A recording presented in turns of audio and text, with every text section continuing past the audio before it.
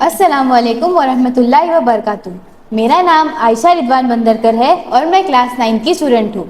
آج مجھے ایک ایسے عظیم صحابی کے بارے میں بولنے کا شرف حاصل ہو رہا ہے، ایک ایسے شخص کے بارے میں جو اتنے سخی تھے کہ بار بار اپنا مال اسلام کے لیے خرچ کرتے، جو اتنے حیادار تھے کہ فرشتے بھی ان سے شرماتے، اور جو نبی صلی اللہ علیہ وسلم کے اتنے محبوب تھے کہ آپ نے اپنی 2 بیٹیاں ان کے نکاح میں دی۔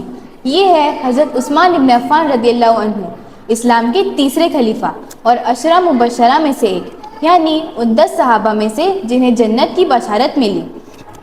آپ طائف میں پیدا ہوئے تھے، رسول اللہ صلی اللہ علیہ وسلم سے لگ بھگ 6 سال بعد۔ آپ قریش کے مشہور خاندان بنو امیہ سے تعلق رکھتے ہیں۔ آپ کے والد کا نام عفان ابن ابی العاص اور والدہ کا نام عروہ بنت قریش تھا، جو نبی صلی اللہ علیہ وسلم کی چچا زاد بہن تھی۔ اسی طرح سے حضرت عثمان نبی کے قریبی رشتہ دار بھی تھے۔ چھوٹی عمر سے ہی آپ نرمی، سچائی اور پاکیزہ مزاج کے لیے مشہور تھے۔ آپ نہایت حسین، نرمی سے بولنے والے اور شرم و حیا میں بے مثال شخص تھے۔ اسلام قبول کرنے سے پہلے بھی نہ آپ نے کبھی شراب پی اور نہ ہی کبھی بت پرستی کی۔ لوگ آپ پر تجارت میں بھروسہ رکھتے اور آپ کی عزت کرتے۔ آپ بہت امیر تھے اور آپ نے کبھی اس دولت کا گھمنڈ نہیں کیا، بلکہ ہر بار اپنے مال کو اسلام کی خدمت میں لگایا۔ جب حضرت ابو بکر رضی اللہ عنہ نے انہیں اسلام کی دعوت دی تو بنا کسی ہچکچاہٹ کے اسلام قبول کر لیا۔ آپ اسلام قبول کرنے والوں میں سب سے پہلے لوگوں میں سے ہیں۔ حضرت عثمان کے چچا نے انہیں اسلام چھوڑنے کے لیے کئی عذاب کیے، پر حضرت عثمان کبھی پیچھے نہیں ہٹے، کیونکہ اللہ اور اس کے رسول صلی اللہ علیہ وسلم سے محبت ہر در سے برکر تھی۔ اسلام قبول کرتے ہی آپ نے صرف اپنا مال ہی نہیں بلکہ اپنا دل بھی اللہ کے دین کے لیے دے دیا۔ آپ کی زندگی کا ایک عظیم فضل یہ بھی تھا کہ آپ نے نبی صلی اللہ علیہ وسلم کی بیٹی حضرت رقیہ رضی اللہ عنہا سے نکاح کیا۔ آپ دونوں نے حبشہ کی طرف ہجرت کی، اسلام کی پہلی ہجرت۔ بعد میں مدینہ کی ہجرت بھی کی۔ جب حضرت رقیہ رضی اللہ عنہا وفات پا گئی تو نبی صلی اللہ علیہ وسلم نے اپنی دوسری بیٹی ام کلثوم کا نکاح حضرت عثمان سے کر دیا۔ اس وجہ سے آپ کو ذو النورین کہا جاتا ہے، یعنی 2 نوروں والا۔ یہ رتبہ صرف انہی کو حاصل ہے۔ نبی صلی اللہ علیہ وسلم حضرت عثمان سے بہت محبت کرتے تھے۔ آپ نے ایک دفعہ فرمایا، کیا میں اس شخص سے حیا نہ کروں جس سے فرشتے بھی شرماتے ہیں؟ یہ ان کی بے پناہ حیا کا ثبوت ہے۔ اللہ تعالیٰ ہمیں حضرت عثمان کی زندگی سے سیکھ لینے کی توفیق دے اور ان کے نقش قدم پر چلنے کی ہمت دے۔ اب میں نیکسٹ اسٹوڈنٹ مرضیہ کو بلانا چاہوں گی۔ جزاک اللہ خیرن کثیرا۔ السلام علیکم ورحمۃ اللہ وبرکاتہ۔ میرا نام مرضیہ توقیر مابکر ہے اور میں کلاس 9 کی اسٹوڈنٹ ہوں۔ امید ہے کہ آپ نے پہلے اسپیچ میں حضرت عثمان رضی اللہ تعالیٰ عنہ کے سخاوت کو غور سے جان لیا ہوگا۔ اب میں بات کرنے جا رہی ہوں حضرت عثمان رضی اللہ تعالیٰ عنہ کے خلافت کے دور پر، وہ 12 سال جہاں ان کی رہنمائی نے اسلامی ریاست کو مزید پھیلایا، قرآن کو ایک مشترک ورژن میں جمع کیا گیا اور مسلمانوں کے لیے نظام کو مضبوط کیا گیا۔ حضرت عمر ابن خطاب رضی اللہ تعالیٰ عنہ کے شہادت کے بعد اسلامی ریاست کی قیادت ایک ایسے شخص کے حوالے کی گئی جو نرمی، حیا اور پاک عقیدے میں مشہور تھے۔ حضرت عثمان ابن عفان رضی اللہ تعالیٰ عنہ، آپ اسلام کے تیسرے خلیفہ بنے اور 12 سال تک حکومت کی، جو ایک خلفاء راشدین میں سب سے طویل مدت تھی۔ آپ کے حکومت کے آغاز میں امن و ترقی کا دور تھا۔ اسلام نے اس دور میں بہت ترقی کی۔ ماہر سپاہیوں اور وفادار صحابہ کے ذریعے اسلامی سلطنت ان علاقوں تک پھیل گئی جہاں پہلے کبھی نہیں اسلام پہنچا تھا، جیسے ارمینیا، نارتھ افریقہ، ایران کے کچھ حصے اور سائپرس کا جزیرہ۔ یہ صرف جنگوں کی فتح نہیں تھی، یہ نئے لوگوں کا اسلام میں داخل ہونا تھا، نئے تہذیبوں کا امہ کا حصہ بننا تھا اور قرآن کا پیغام نئے دلوں تک پہنچانا تھا۔ لیکن آپ کا سب سے بڑا اور طویل اثر چھوڑنے والا کام تھا قرآن کو جمع کرنا اور اسے ایک لہم میں متحد بنانا۔ جب اسلام مختلف علاقوں میں پھیلا تو لوگ قرآن کو اپنے اپنے لہجے میں پڑھنے لگے، یہ اختلاف پیدا کرنے لگا۔ حضرت حذیفہ ابن الیمن رضی اللہ تعالیٰ عنہ نے یہ منظر دیکھا اور فوراً مدینہ لوٹ کر حضرت عثمان رضی اللہ تعالیٰ عنہ سے کہا، یا امیر المؤمنین، اس امت کو بچا لیجئے، قبل اس کے یہ قرآن میں اختلاف کرے جیسے یہودی اور نصارہ نے اپنے کتابوں میں کیا۔ یہ بات سن کر حضرت عثمان رضی اللہ تعالیٰ عنہ نے فوراً ایک کمیٹی بنائی جس میں مشہور صحابہ شامل تھے جیسے زید ابن ثابت رضی اللہ تعالیٰ عنہ، عبداللہ ابن زبیر رضی اللہ تعالیٰ عنہ، سعید ابن العاص رضی اللہ تعالیٰ عنہ اور عبد الرحمن ابن حریث رضی اللہ تعالیٰ عنہ۔ انہوں نے حضرت ابو بکر رضی اللہ تعالیٰ عنہ کے دور میں لکھا ہوا اصل مشف لیا جو حضرت حفصہ رضی اللہ تعالیٰ عنہ کے پاس محفوظ تھا اور اس سے متفق قرآن کے چند کاپیز تیار کی۔ یہ قرآن قریشی لہجے میں تھا اور ان نسخوں کو اسلامی سلطنت کے مختلف علاقوں میں بھیج دیا گیا۔ باقی مختلف اور فرق والے نسخے ہٹا دیے گئے تاکہ امت میں اختلاف نہ ہو۔ آج سے 1400 سال بعد بھی ہر مسلمان چاہے عرب ہو یا غیر عرب، چاہے کسی بھی ملک کا ہو، سب ایک قرآن پڑھتے ہیں۔ حضرت عثمان رضی اللہ تعالیٰ عنہ کے اس عظیم کام کی وجہ انہیں جمیع القرآن کا لقب دیا گیا۔ پر آپ کے کام یہاں ختم نہیں ہوئے، آپ نے لوگوں کی زندگیاں بہترین بنانے کے لیے بہت کچھ کیا۔ آپ نے مسجد النبوی کا وسیع کرنے کے لیے اپنا ذاتی مال خرچ کیا۔ آپ نے نئے گورنرز کی تقرر، عدالتوں کا نظام اور فوجیوں کی تنخواہ کا سلسلہ ٹال کر حکومت کو بہترین طریقے سے چلایا۔ آپ نے سڑکوں، پلوں اور پانی کے نظاموں میں بھی بہتری لائی۔ اور یاد رہے غزوہ تبوک کے وقت جب سب لوگوں کو مدد کی ضرورت تھی تو آپ نے بہت سے اونٹ، گھوڑے اور 1000 دینار اللہ کے راستے میں تھی۔ رسول اللہ صلی اللہ علیہ وسلم نے فرمایا، آج سے عثمان کو جو بھی کرے اسے کوئی نقصان نہیں پہنچائے گا۔ ان 12 سالوں میں حضرت عثمان رضی اللہ تعالیٰ عنہ نے صرف زمین کا دائرہ نہیں بڑھایا بلکہ علم، اتحاد اور انفراسٹرکچر کو بھی فروغ دیا۔ یہ تھا حضرت عثمان ابن عفان رضی اللہ تعالیٰ عنہ کا دور خلافت، اسلامی تاریخ کا ایک روشن اور روشن باب۔ اگلا اسٹوڈنٹ آپ کو ان کے آخری دنوں کے امتحان اور صبر کا واقعہ سنائے گا۔ جزاکم اللہ خیرن کثیرا۔ السلام علیکم ورحمۃ اللہ وبرکاتہ۔ میرا نام تاج الگاؤکر ہے اور میں اسٹینڈرڈ 7 کا اسٹوڈنٹ ہوں۔ آج میں ایک ایسے واقعے پر روشنی ڈالوں گا جو کہ اسلام کے تاریخ کا بہت اہم حصہ ہے، حضرت عثمان بن عفان رضی اللہ عنہ کی شہادت۔ حضرت عثمان رضی اللہ عنہ کا پیدائشی سال 574 ہے اور آپ کی شہادت ذوالحجہ 35 ہجری میں ہوئی۔ آپ اس وقت 82 سال کے تھے اور آپ کا دور خلافت لگ بھگ 12 سال کا تھا، جو کہ خلفائے راشدین میں سب سے زیادہ ہے۔ حضرت عثمان رضی اللہ عنہ بہت حیادار، بہت سخی شخص تھے۔ آپ پر رسول اللہ صلی اللہ علیہ وسلم کا بہت پیار تھا۔ رسول اللہ صلی اللہ علیہ وسلم نے فرمایا، ہر نبی کا جنت میں ایک رفیق ہوتا ہے اور میرا رفیق عثمان ہوگا۔ لیکن جیسے ہی آپ کی حکومت دور دور تک پھیلی، جو منافق تھے اور فتنہ پھیلانے والے تھے انہوں نے لوگوں کے درمیان جھوٹ پھیلایا، لیکن حقیقت یہ تھی کہ حضرت عثمان رضی اللہ عنہ قرآن اور سنت کے مطابق انصاف اور مہربانی سے حکومت کرتے تھے۔ ایک مرتبہ رسول اللہ صلی اللہ علیہ وسلم نے فرمایا، عثمان، شاید اللہ تمہیں ایک قمیض پہنائے یعنی خلافت، اور اگر لوگ تمہیں اسے اتارنے کو کہے تو تم مت اتارنا، یعنی اگر لوگ تم سے کہے تم خلافت سے ہاتھ اٹھا لو تو تم مت چھوڑنا۔ اور حضرت عثمان رضی اللہ عنہ نے اس ہدایت پر اپنی آخری وقت تک عمل کیا۔ پھر وہ وقت آیا جب کچھ باغی لوگ آپ کے گھر کا محاصرہ کر لیا۔ تقریباً 40 دن تک آپ کا گھر مدینے میں گرا رہا۔ صحابہ کرام جیسے حضرت علی رضی اللہ عنہ، حضرت زبیر رضی اللہ عنہ، حضرت حسن رضی اللہ عنہ اور حضرت حسین رضی اللہ عنہ نے حفاظت کے لیے پہرا دیا، لیکن حضرت عثمان رضی اللہ عنہ نے منع کر دیا۔ آپ نے فرمایا، میں نہیں چاہتا کہ میری وجہ سے کسی ایک مسلمان کا بھی خون بہہ جائے۔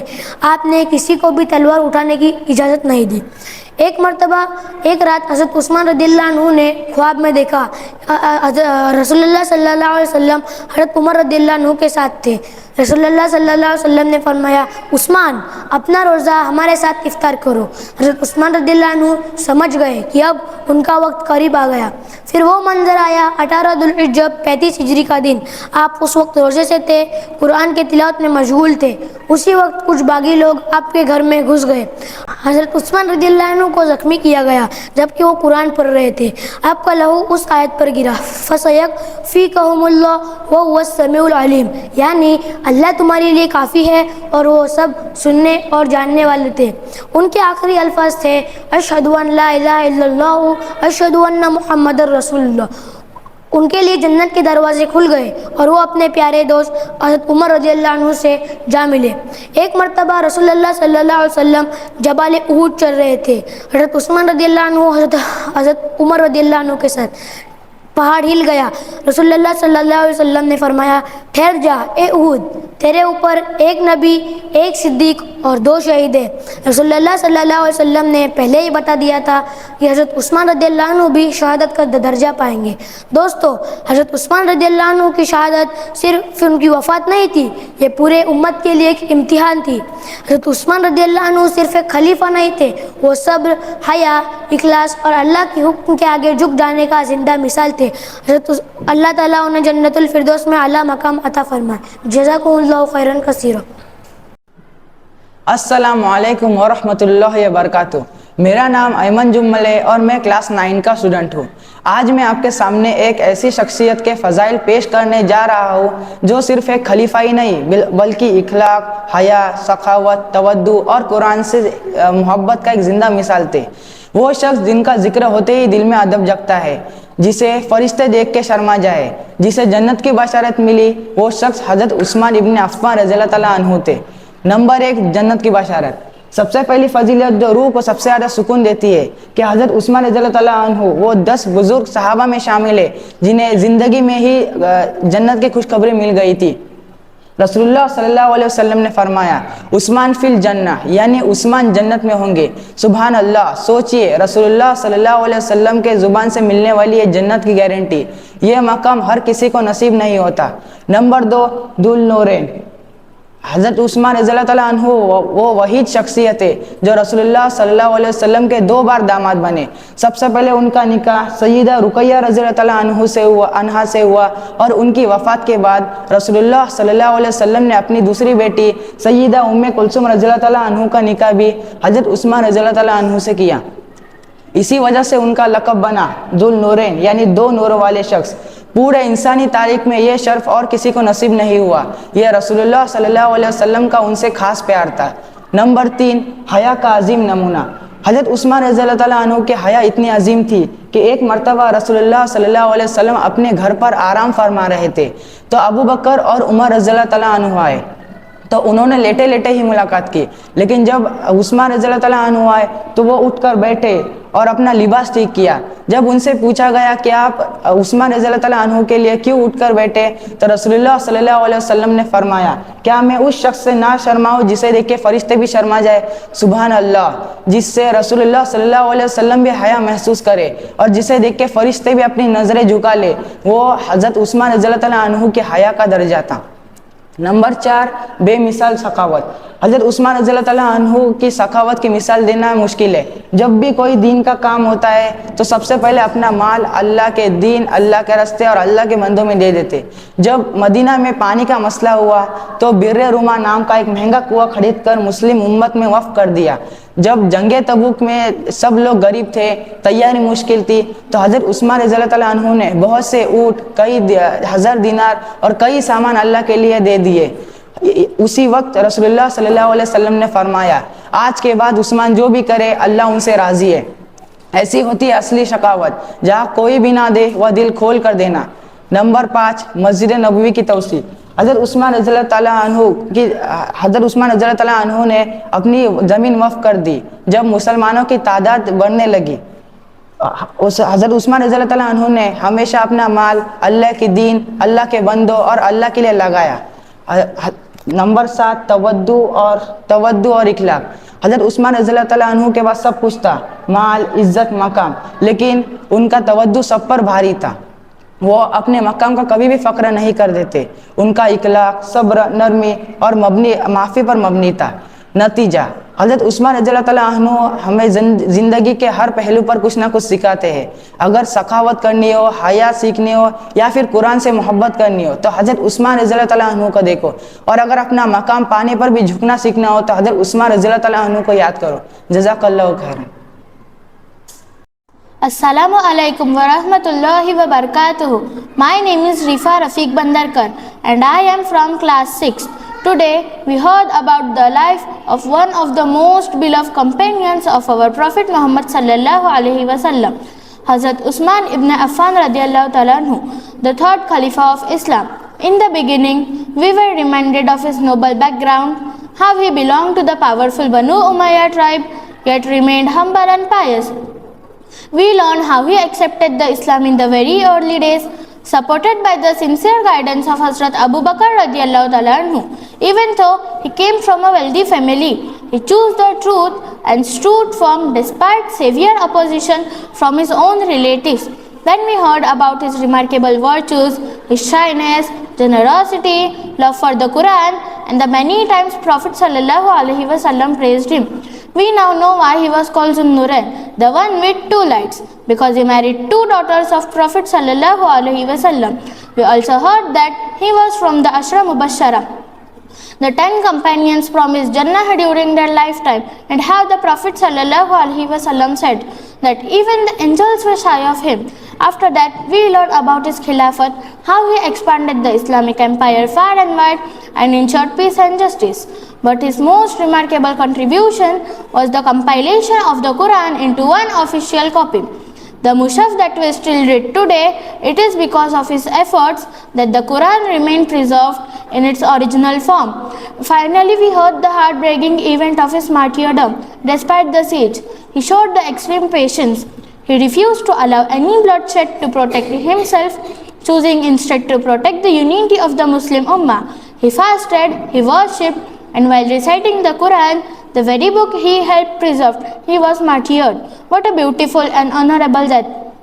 Dear audience, Hazrat Usman radiallahu ta'ala anhu showed us what it means to be truly devoted to Allah, to the Prophet sallallahu alaihi wasallam, and to the Ummah.